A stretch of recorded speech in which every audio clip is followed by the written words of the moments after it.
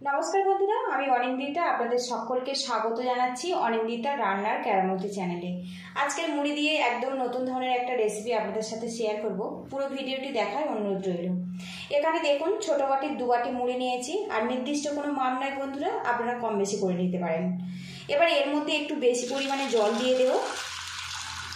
জলের পরিমাণটা একটু বেশি রাখবেন, তাহলে মুড়িগুলো বেশ ফুলে নরম হয়ে যাবে। দেখুন জলের সাথে মুড়িটা কিন্তু বেশ ভালো করে মিক্স করে দিয়েছি। এবার এটা আমি সাইড করে দিব। এখানে একটা বোল নিয়েছি, আর বন্ধুরা দেখুন এখানে একটা গ্রেটার নিয়েছি, আর এখানে সামান্য পরিমাণে গাজর খোসাটা ছাড়িয়ে পরিষ্কার করে ধুয়ে নিয়েছি। গ্রেটারের সাহায্যে গ্রেট করে দিব। আর এইভাবে সবজিটা গ্রেট করে দিলে খুব ঝটপট কিন্তু সিদ্ধ হয়ে যায়। আর বন্ধুরা এখানে কিন্তু আপনারা পছন্দ মতো সবজি অ্যাড করতে পারেন। ভিডিওটি দেখতে দেখতে একটা লাইক দিয়ে দেবেন। আর বন্ধুরা আপনাদের কাছে রিকোয়েস্ট রইল, ইউটিউব থেকে দেখলে চ্যানেলটিকে সাবস্ক্রাইব করে নেবেন, আর ফেসবুক থেকে দেখলে পেজটা ফলো করে রাখবেন। এইভাবে সবজিটা আমি গ্রেট করে নেব। এবার এই গাজরের মধ্যে দিয়ে দেবো পেঁয়াজ কুচি।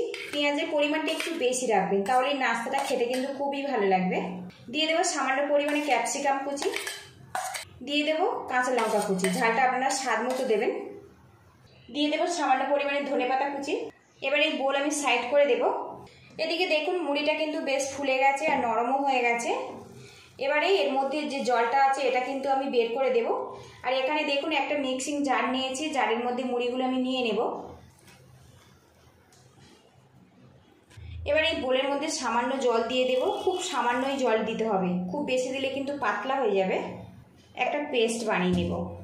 এদিকে দেখুন মুড়ির পেস্ট আমার রেডি হয়ে গেছে, এই বোলের মধ্যে আমি দিয়ে দেব।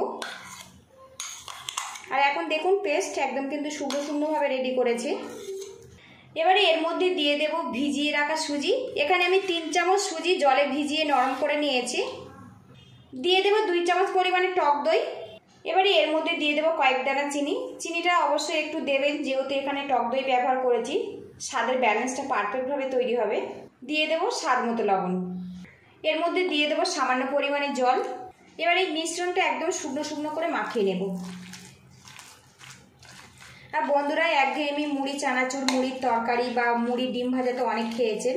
একদম নতুন স্বাদের এই রেসিপিটা কিন্তু আপনারা বানিয়ে নিতে পারেন। এই রেসিপিটা কিন্তু আপনারা ব্রেকফাস্ট কিংবা ডিনারেও পরিবেশন করতে পারেন। বাচ্চাদের স্কুল টিফিন, অফিস টিফিনেও পরিবেশন করতে পারেন। খেতে কিন্তু সত্যি খুবই অসাধারণ হয়। অনেকে কিন্তু ময়দার কোনো রকম রেসিপি খেতে পছন্দ করেন না স্বাস্থ্যের কথা ভেবে। একবার কিন্তু মুড়ি দিয়ে এইভাবে বানিয়ে খেতে পারেন। এটা কিন্তু অনেক বেশি স্বাস্থ্যকর। ভালো করে মিক্স করে নিতে হবে। আর এখন দেখুন একদম শুকনো করে মিক্স করেছি। আর এইভাবে কিন্তু মিশিয়ে নিতে হবে। একটু এইভাবে ফেটিয়ে নেব। তো দেখুন মিশ্রণটা কিন্তু আমার সুন্দরভাবে রেডি হয়ে গেছে। এইভাবে রেডি করে নিতে হবে। এদিকে দেখুন আমি প্যানটা গরম করে নিয়েছি, আর সামান্য তেল ব্রাশ করে দেব। আজকে এই নাস্তা বানাতে কিন্তু খুব বেশি তেলের প্রয়োজন হবে না। 2 থেকে 4 ফোঁটা তেল দিয়ে কিন্তু নাস্তাটা বানানো যায় খুব সহজভাবে। ভালো করে ব্রাশ করে দেব। এবারে 1 হাতা করে আমি মুড়ির ব্যাটার নিয়েছি, আর এখানে আমি দিয়ে দেব। আর একটু ফ্ল্যাট করে দেব। আপনারা যদি একটু বড় করে বানাতে চান তো বড় করেও বানিয়ে নিতে পারেন। আমি এখানে ছোট করে বানাবো। আর গ্যাস রেটটা এই সময় কিন্তু একদম লো টু মিডিয়ামে রাখতে হবে। এর মধ্যে যে সবজিগুলো আছে না, তাহলে খুব সুন্দরভাবে কিন্তু সিদ্ধ হয়ে যাবে। একটা পাত্র দিয়ে ঢেকে রাখবো 2 থেকে 3 মিনিটের জন্য। এবার আমি ঢাকনাটা তুলে নেব। আর এখন দেখুন নাস্তার ওপরটা কিন্তু বেশ শুকিয়ে গেছে।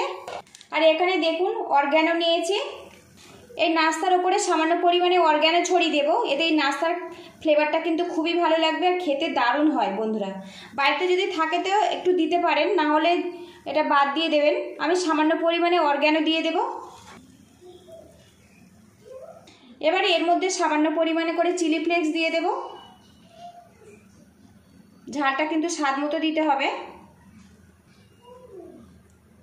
এবারে এই মুড়ির নাস্তাগুলো আমি উল্টে দেব। তো দেখুন এই পোর্শনটা কত সুন্দরভাবে রেডি হয়েছে। আর সবগুলো নাস্তা আমি এইভাবে উল্টে দেব। মুড়ির এই নাস্তাগুলো আমি উল্টে দিয়েছি, আরও কিছুক্ষণ ফ্রাই করে নেব, তাহলে আমার রেডি হয়ে যাবে। এদিকে দেখুন বন্ধুরা, উল্টে পাল্টে আমি মুড়ির নাস্তাগুলো কিন্তু রেডি করে নিয়েছি। আর এই রকম একটুখানি ওপর পোর্শনটা একটু ব্রাউন কালার করে নেবেন, তাহলে খেতে কিন্তু খুবই ভালো লাগবে। তো দেখুন কত সুন্দরভাবে রেডি হয়ে গেছে নাস্তাগুলো। এবারে এগুলো আমি তুলে নেব। তো দেখুন কত অপূর্ব দেখতে হয়েছে।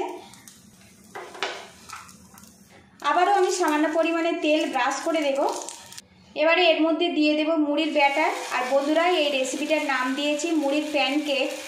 এইভাবে আমি মুড়ির প্যানকেকগুলো রেডি করে নেব। আর বন্ধুরা, নতুন স্বাদের মুড়ির প্যানকেকের রেসিপিটা ভালো লাগলে একটা লাইক দিয়ে দেবেন। আর চ্যানেলে নতুন হয়ে থাকলে চ্যানেলটিকে সাবস্ক্রাইব করে নেবেন। ফেসবুক থেকে দেখলে পেজটা ফলো করে রাখবেন। সবগুলো আমি এইভাবে ফ্রাই করে নেব।